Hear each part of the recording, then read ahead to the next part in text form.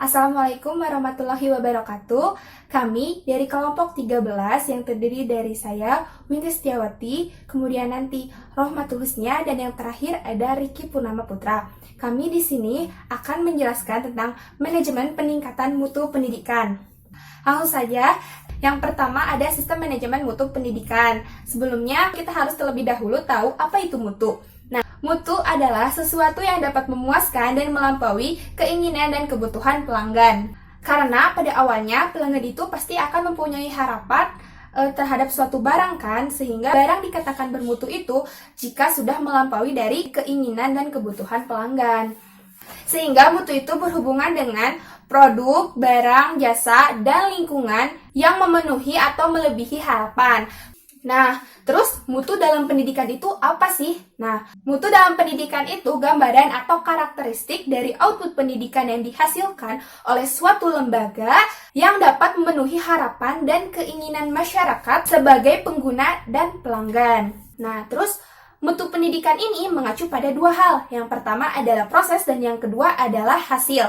Nah, proses ini berkaitan dengan metode pengajaran, terus sarana-prasarana yang dipakai, lingkungannya, terus bahan ajarnya, tenaga pendidik dan kependidikannya, serta pembiayaannya. Nah, terus kalau hasil itu berkaitan dengan prestasi, baik prestasi akademik maupun non-akademik, yang mana dapat menghasilkan lulusan yang siap bekerja sesuai dengan jurusannya. Kemudian pengertian dari manajemen peningkatan mutu pendidikan. Nah, yaitu salah satu cara untuk meningkatkan kapasitas dan kemampuan organisasi, sekolah atau lembaga tersebut untuk memenuhi kebutuhan peserta didik dan masyarakat secara berkesinambungan. Nah, kemudian ada 4 pilar manajemen yang dapat menghasilkan pendidikan bermutu. Yang pertama adalah otonomi. Maksudnya, otonomi di sini berarti memberikan suatu kewenangan terhadap suatu lembaga pendidikan dengan tujuan untuk memendirikan suatu lembaga pendidikan tersebut. Dalam penerapannya di sekolah, misalnya, paling tidak bahwa guru atau pengajar semestinya diberikan hak-hak profesi yang mempunyai otoritas di kelas dan tak sekedar sebagai bagian kepanjangan tangan birokrasi di atasnya. Kemudian yang kedua adalah akuntabilitas. Nah, akuntabilitas ini diartikan sebagai kemampuan untuk menghasilkan output dan outcome yang dapat memuaskan pelanggan. Sehingga akuntabilitas ini menuntut kesepadanan antara tujuan pendidikan atau suatu lembaga dengan kenyataannya, baik dalam program maupun kegiatan yang telah dilaksanakan. Maka dari itu, suatu sekolah harus transparan atau harus terbuka terhadap semua pihak dalam penggunaan sumber dayanya. Terus yang ketiga ada akreditasi. Nah, akreditasi ini merupakan suatu pengendalian dari luar melalui proses evaluasi tentang pembangunan mutu lembaga pendidikan tersebut. Nah, hasil akreditasi ini perlu diketahui masyarakat. Kenapa? Karena supaya masyarakat itu tahu posisi dari lembaga pendidikan tersebut dalam menghasilkan produk dan jasa yang bermutu. Pelaksanaan akreditasi dilakukan oleh pihak yang berwenang. Nah, yang keempat adalah evaluasi atau penilaian. Evaluasi adalah suatu upaya sistematis untuk mengumpulkan dan memperoleh informasi yang menghasilkan kesimpulan tentang nilai, manfaat, serta kinerja dari lembaga pendidikan atau unit kerja yang dievaluasi. Kemudian menggunakan hasil evaluasi tersebut dalam proses pengambilan keputusan dan perencanaan. Nah, evaluasi ini bisa dilakukan secara eksternal maupun secara internal. Nah, salah satu contohnya yaitu penilaian terhadap peserta didik dilakukan oleh guru untuk memantau proses, kemajuan, dan perbaikan hasil belajar peserta didik. Nah, sehingga untuk menunjukkan kinerja pendidikan yang optimal harus dilakukan evaluasi secara berkesinambungan. Nah, kemudian latar belakang sejarah perkembangan ISO. Nah, ISO sendiri adalah singkatan dari International Standardization of Organization. ISO diambil dari kata isos, bahasa Yunani, yang memiliki arti sama atau sepadan, sehingga bisa diartikan sebagai standar. Nah, ISO ini adalah Badan Penetap Standar Internasional. ISO pada awalnya didirikan di Switzerland pada tanggal 23 Februari 1947. Nah, awalnya ISO ini hanya digunakan untuk bidang militer saja, jadi standar terhadap persenjataan. Kemudian, karena adanya technical barriers to trade yang disebabkan oleh ketidakseragaman standar di berbagai negara, dan karena kalangan industri telah lama membutuhkan standar dunia untuk membantu mewujudkan perdagangan internasional, maka didirikanlah ISO. Nah, standar ISO pertama kali diterbitkan pada tahun 1987, kemudian direvisi pada tahun 1994, dan diterbitkan kembali dengan versi terbaru pada tahun 2000. Nah, ISO ini bertujuan untuk meningkatkan standar perdagangan barang dan jasa internasional dan meningkatkan kerjasama di bidang intelektual, pengetahuan, teknologi, dan aktivitas ekonomi, serta untuk memudahkan perdagangan internasional yang menyediakan satu kumpulan standar agar masyarakat dunia mengakui dan mematuhinya. Nah, ISO 9000 ini adalah satu standar yang dibuat oleh ISO dan merupakan persyaratan yang digunakan dalam penerapan sistem manajemen mutu perusahaan. ISO 9000 series ini mencakup beberapa standar, diantaranya ISO 9001, ISO 9004, dan ISO 19011. Nah, langsung saja yang pertama adalah ISO 9000, Quality Management System Fundamental and Vocabulary, berisi dasar-dasar dan konsep sistem manajemen mutu dan kosakata definisi yang digunakan dalam setiap serinya. Jadi, kosakata yang digunakan pada semua seri itu, definisi-definisinya ada di ISO 9000 ini. Nah, ISO juga mempersyaratkan sebuah instansi untuk memiliki sistem manajemen yang terdokumentasi. Maksudnya terdokumentasi tertulis baik dalam media kertas ataupun komputer yang dapat memenuhi persyaratan ISO 9001. Dan yang kedua adalah ISO 9001, yaitu Quality Management System Requirements. Nah, standar ini berisi persyaratan-persyaratan yang harus dipenuhi dalam penerapan sistem manajemen mutu di perusahaan. Nah, ISO 9001 ini lebih menekankan pada pendekatan proses.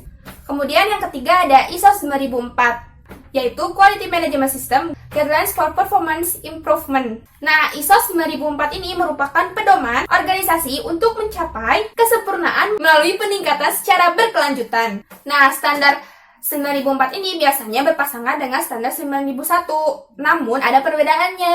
Nah, kalau ISO 9001 itu adalah persyaratan-persyaratan yang harus dipenuhi, sedangkan ISO 9004 ini berisi pedoman pelaksanaannya. Nah, yang keempat adalah ISO 19011, yaitu Guidelines for Quality and or Environmental Management System Auditing. Nah, standar ini berisi pedoman untuk melakukan audit sistem manajemen mutu dan lingkungan. Nah, standar ini juga merupakan panduan bagi auditor, baik pihak pertama, kedua, ataupun ketiga. Nah, standar ini juga berhubungan dengan metode audit, persyaratan, dan kompetensi auditor. Sehingga standar ini dibagi menjadi 4 bagian. Yang pertama, prinsip auditor. Yang kedua, merencanakan, membuat, dan mengatur program audit. Yang ketiga adalah pelaksanaan audit. Dan yang terakhir adalah kompetensi dan evaluasi auditor. Nah, sekian yang bisa saya sampaikan. Selanjutnya akan disampaikan oleh Rohmatul Husnia. Oke, di sini saya akan menerangkan tentang manajemen mutu ISO. ISO sendiri berasal dari bahasa Yunani, yaitu isos, yang berarti serupa atau sama. Dan ISO merupakan badan standarisasi internasional yang menangani masalah standarisasi untuk barang dan jasa. Ada 4 seri ISO 9000, diantaranya ada ISO 9000 sendiri, yaitu Quality Management System Fundamental and Vocabulary, yang merupakan pedoman organisasi untuk mencapai kesempurnaan melalui peningkatan secara keberlanjutan. Kemudian ada juga ISO 9001, yaitu Quality Management System Recruitment. Standar ini berisi persyaratan-persyaratan yang harus dipenuhi dalam penerapan sistem manajemen mutu di perusahaan. Persyaratan sistem manajemen mutu yang terdapat di dalam ISO 9001 lebih menekankan pada pendekatan proses. Oleh karena itu, seorang auditor harus memahami pendekatan proses agar tidak salah dalam mengumpulkan informasi saat melakukan audit, terutama informasi penting untuk peningkatan berlanjutan perusahaan. Kemudian ada juga ISO 9004, yaitu Quality Management System Guidelines for Performance Improvement, yaitu ISO 9004 merupakan pedoman organisasi untuk mencapai kesempurnaan melalui peningkatan berkelanjutan. Standar ini biasanya digunakan berpasangan dengan ISO 9001, sehingga kedua standar ini disebut sebagai pasangan yang konsisten. Yang terakhir ada ISO 19011, yaitu Guidelines for Quality and Environment Management System Auditing. Standar yang berisi pedoman untuk melakukan audit sistem manajemen mutu dan lingkungan, standar dan lingkungan. Standar ini merupakan paduan bagi auditor, baik auditor pihak pertama, kedua maupun ketiga. Kemudian ada sistem manajemen mutu ISO 9001 tahun 2000. ISO 9001-2000 berisi persyaratan standar yang digunakan untuk mengakses kemampuan organisasi dalam memahami persyaratan pelanggan dan peraturan yang sesuai ISO ini juga mempersyaratkan instansi untuk memiliki sistem manajemen yang terdokumentasi. Terdokumentasi sendiri maksudnya itu tertulis dalam media kertas atau komputer yang memenuhi persyaratan ISO 9001. Sistem manajemen mutu ISO 9001-2000 disusun berlandaskan 8 prinsip dasar. Adapun 8 prinsip dasar itu diantaranya ada fokus pelanggan, kepemimpinan, keterlibatan personal, pendekatan proses, pendekatan sistem, peningkatan peningkatan berkesinambungan, pendekatan faktual, dan hubungan pemasok. Dan ada pula klausul sistem manajemen ISO 9001 tahun 2000, yaitu diantaranya ada ruang lingkup, terus ada acuan normatif, ada juga istilah dan definisi, terus sistem manajemen mutu, tantangan tanggung jawab manajemen, ada juga pengelolaan sumber daya, realisasi produk, dan pengukuran, analisis dan perbaikan. Klausul itu ketetapan, jadi ada beberapa ketetapan dalam ISO 9001 tahun 2000. Kemudian sistem manajemen mutu ISO 9001 tahun 2008. Jadi sistem manajemen mutu ISO 2008 merupakan sarana atau alat untuk mencapai tujuan mutu yang diharapkan mampu menjawab tantangan globalisasi, di mana tujuan akhir adalah mencapai efektivitas dan efisiensi organisasi. Jadi dalam sistem manajemen mutu ISO 2008 itu lebih menekankan untuk supaya suatu lembaga itu berjalan secara efektif dan efisien. Adapun perbedaan sistem manajemen mutu ISO 2000 dengan 2008 secara signifikan lebih menekankan pada efektivitas proses yang dilaksanakan dalam organisasi atau lembaga tersebut. Kemudian ada juga sistem manajemen mutu ISO 9001 tahun 2015, di mana berisi tentang penekanan pada keterlibatan kepemimpinan. Yang kedua ada pengarahan risiko dan peluang perusahaan secara terstruktur.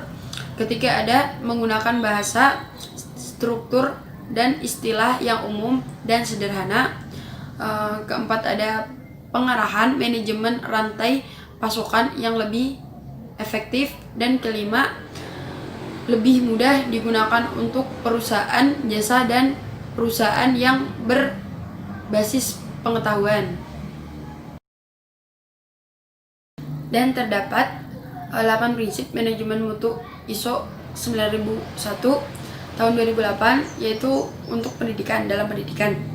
Di antaranya fokus pada pelanggan atau customer focus, kepemimpinan leadership, melibatkan semua orang, involvement of people, pendekatan proses, process approach, pendekatan sistem dan manajemen, system approach to management. Kemudian ada juga peningkatan berlanjutan, continual improvement. Kemudian ada juga pendekatan fakta untuk mengambil keputusan, factual approach to decision making. Kemudian yang terakhir itu ada hubungan yang saling menguntungkan, manually benefit supplier relationship. Assalamualaikum warahmatullahi wabarakatuh. Nama saya Riki Purnama Putra. Di sini saya akan menjelaskan tentang manajemen mutu ISO dalam satuan pendidikan atau dalam pendidikan. Nah, dari yang sebelumnya itu sudah diberitahu bahwa ISO adalah International Standardization Organization. Jadi di situ ISO menempatkan untuk menstandarisasi bagaimana sih sebuah organisasi yang standar itu yang dibilang standar atau yang dibilang layak gitu. Nah, di sini ada manajemen mutu ISO dalam pendidikan, yang artinya di mana manajemen itu kita harus memanage atau kita harus mengatur, mengorganize dari sebuah organisasi itu, atau yang fokus kita dari sini adalah satuan pendidikan. Oke, yang pertama dalam PowerPoint di sini saya akan menjelaskan tentang manajemen mutu ISO.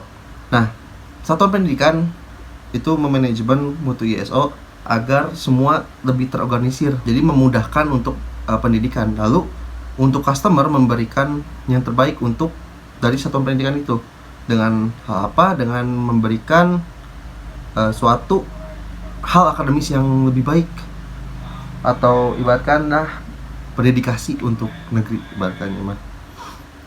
Oke, lalu penerapan ISO di suatu lembaga yang di dalamnya itu juga termasuk pendidikan ya, lembaga pendidikan. Nah, itu ada berguna juga untuk meningkatkan citra lembaga itu. Jadi semakin baik manage ISO-nya, maka citranya itu makin baik juga. Semakin buruk ya buruk.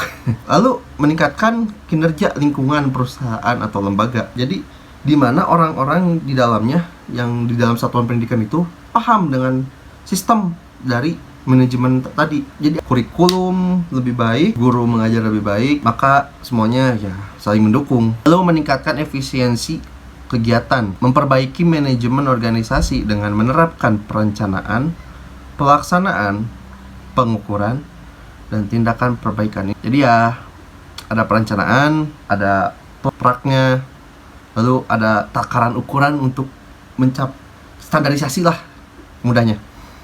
Jadi standarisasi sebuah manajemen itu dikatakan berhasil itu bagaimana? Jika gagal, melakukan perbaikan, tindakan perbaikan. Apa yang kurang? Lalu meningkatkan penataan terhadap ketentuan peraturan perundang-undangan dalam hal pengelolaan lingkungan.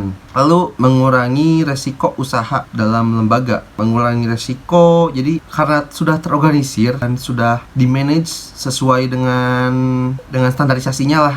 Jadi ya mengurangi resiko dari itu, resiko kegagalan. Lalu meningkatkan daya saing terhadap dengan satuan pendidikan di Indonesia, contohnya dengan daya saing pendidikan di sebuah negara, suatu negara lainnya. Meningkatkan komunikasi internal dan hubungan baik dengan berbagai pihak yang berkepentingan. Jadi ya tidak ada miskonsepsi satu pihak dengan pihak lainnya. Mendapat kepercayaan dari konsumen. Ya ibaratkan ada sekolah A dan sekolah B. Ternyata sekolah A itu buruk manajemen pendidikannya, tidak sesuai dengan standarisasi ISO 9001 tahun 2008 tadi. Dengan B, yang B itu sudah cukup lah, dibilang cukup ya, nilainya rata-rata lah. Maka yang si konsumen tadi itu bakal ngelihat si yang sekolah B ini, dia bakal lebih percaya terhadap sekolah yang B dibanding sekolah yang A, karena tadi itu penilaiannya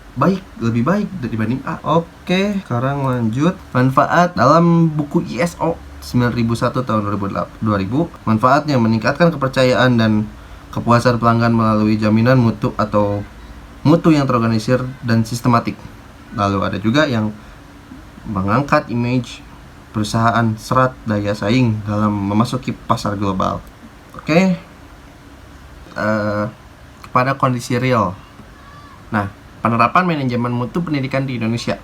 Jadi penerapan sistem manajemen mutu perguruan tinggi di Indonesia itu telah diklarifikasi di di peraturan pemerintah Republik Indonesia nomor 19 tahun 2005 tentang standar nasional pendidikan. Nah, lalu ada juga para ahli yang bernama Shatter dan Crawford pada tahun 1998 itu menyatakan bahwa ISO 9000 itu sebagai standar internasional untuk sistem manajemen kualitas. Bisa diterapkan baik di kampus, di daerah kampus. Jadi kampus itu lebih baik menggunakan ISO 9000. Nah, buat di Indonesia sendiri yang menerapkan dan mendapatkan sertifikat SMM ISO 9001 2008 itu adalah Universitas Brawijaya dengan lingkup layanan akademik pendidikan tinggi, program sarjana dan pasca sarjana, termasuk aktivitas pendukungnya pada tanggal 14 November 2011.